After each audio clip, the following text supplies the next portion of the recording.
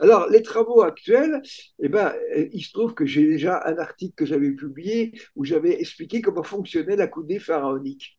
Alors, vous verrez ça, cette coudée pharaonique, c'est complètement génial. Ce sont des gens qui ont trouvé quelque chose qu'a trouvé M. Vernier 3000 ans plus tard. Le Vernier, c'est ce que vous avez sur les pieds à coulisses, hein, et Vernier, ça date du 15e siècle. Chez les Égyptiens, c'est la même chose, mais en 2500 avant Jésus-Christ. Et ça, c'est un travail d'égyptologie qui a été publié dans une revue d'égyptologie, carrément. Bon, ça a l'air d'apparaître comme ça. En fait, ça fait 25 ans que je fais ça. Mais moi, j'ai fait tout de suite un article que j'ai envoyé au bulletin d'Institut français d'archéologie orientale. Ça a été refusé. Et quel a été l'argument?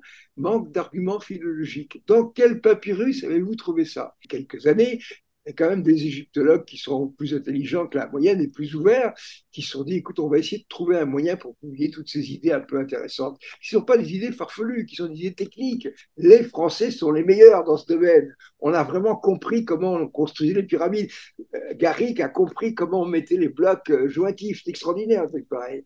Oh, mais il reste des problèmes. Vous savez, quand on arrive en Égypte, même après avoir vu toutes les vidéos possibles, imaginables, quand on arrive devant la pyramide de Khéops, on est scié, puis après on se dit, mais comment ils ont pu faire une chose pareille? Regardez le Panthéon à Rome, avec sa voûte de 45 mètres, qui date du 1er siècle après Jésus-Christ, mais dans l'Antiquité, on savait faire des tas de trucs. Regardez le pont du Gard, il y a plein de choses comme ça. On a un peu perdu cette idée-là. Est-ce que vous vous rendez compte des machines avec leurs tambours en bois qui permettaient de monter des choses comme ça à 45 mètres de hauteur? Ben, pour l'Égypte, c'était pareil. Alors vous avez cette machine.